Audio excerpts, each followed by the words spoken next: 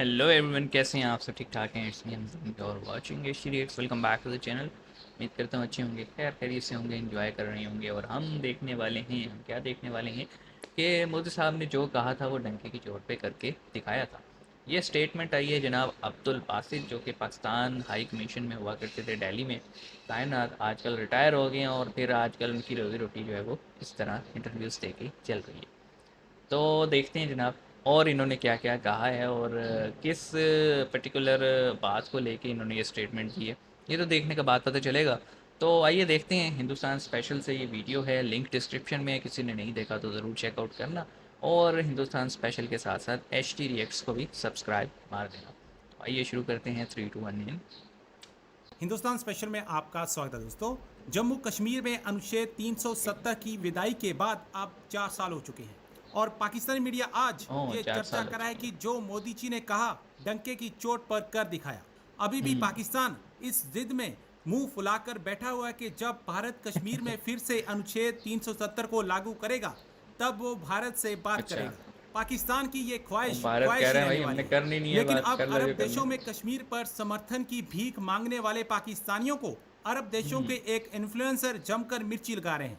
अमजद वो तहा ने सऊदी 4 अगस्त इन्फ्लुएंसर को थे। कश्मीर के ऊपर होप फॉर फ्यूचर नाम से एक वीडियो पोस्ट किया है जिसमें उन्होंने कश्मीर की जितनी तारीफ की है वो दुश्मनों को मिर्ची के लिए वो हमने काफी है। देखा था, कल ही आर्टिकल देखा था हमने। 370 के हटने की सालगिरह की पूर्व संध्या पर ब्रिटिश अरब इन्फ्लुएंसर अमजद तहा ने कश्मीर का दौरा किया और उन्होंने एक वीडियो पोस्ट किया है जिसमें उन्होंने कश्मीर की मौजूदा स्थिति के बारे में बताया है। अपनी कश्मीर की यात्रा के काफ़ी बाद तहा ने डेवलपमेंट अपने होगी। ये वीडियो अभी में कहा कि 16 वह तारीख भारत को, के शांति की सॉरी 16 कह कोशिशों रहा हूँ, 15 और अगस्त को किए जो गए उपायों से श्रीनगर के प्रेरित है। स्टेडियम आपके में जो कुछ भी सेरेमनी हुई है वो तो हम इख्तलाफात सब हों, नहीं देखे। लेकिन एक क्रेडिट तो प्राइम मिनिस्टर मोदी को और बीजेपी की हुकूमत को देना पड़ता है कि जिस तरह 2014 में और 2019 में उन्होंने अपने इलेक्शन मैनिफेस्टो में ये बरमला कहा था कि वो मकबूजा जम्मू और कश्मीर का जो खसूसी उसकी जो खसूसी हैसियत है उसको तब्दील करेंगे और जो अच्छा। आर्टिकल 370 है या आर्टिकल 335A है उसको ख़त्म कर देंगे।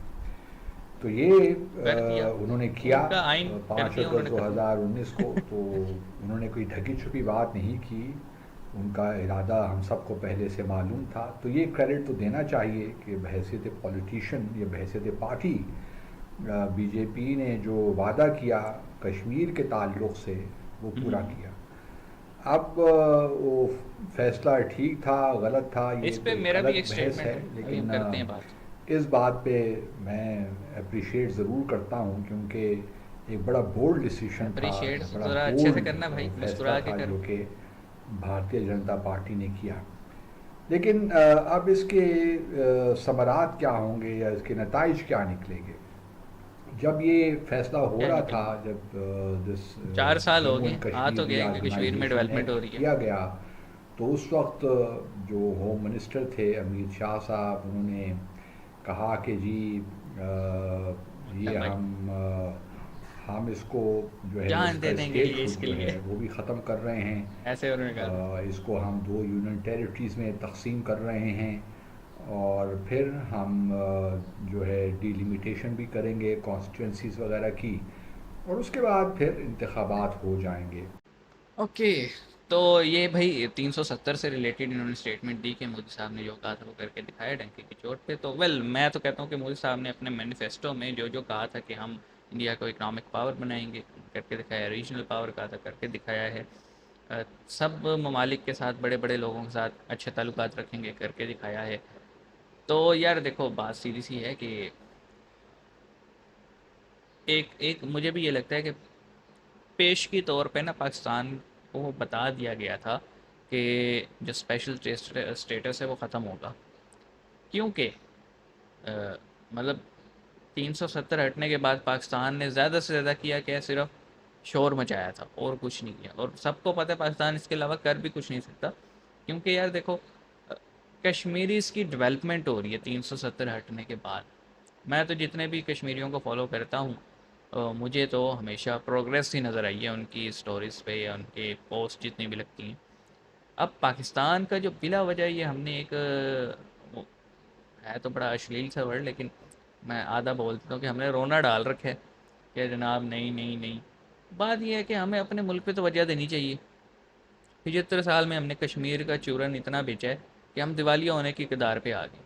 तो हमें अपने जो है ना जो है ना मुल्क पे तवज्जो देनी चाहिए और हमें देखना चाहिए कि हम जो इस इकनॉमिक उसमें फंसे हुए हैं साइकिल में, और ये डेप्थ के साइकिल में हम फंस चुके हैं, इससे बाहर कैसे निकलना है, अपनी यूथ को एम्पावर कैसे करना है, अपनी एजुकेशन सिस्टम को बेहतर कैसे करना है, अपने सिक्योरिटी सिस्टम को बेहतर कैसे करना है, यहाँ पे जो जिहादी तंजीमें हैं उनको किस तरह से ख़त्म करना है, मदरसों को किस तरह से मॉनिटर करने हैं, उनको स्ट्रीमलाइन कैसे करने हैं, हमें इन चीज़ों पे तवज्जो देनी चाहिए। हमने मुफ्त का डाल रखा है ये कश्मीर कश्मीर कश्मीर। मैं हमेशा ये कहता हूँ कि पीओके में रेफरेंडम कराएं, आपको लग पता जाएगा कश्मीरी क्या चाहते हैं। और फिर मेरा ख्याल है पाकिस्तान कश्मीर का रोना जो डाल रखे हैं ना हमेशा के लिए ख़त्म कर देगा।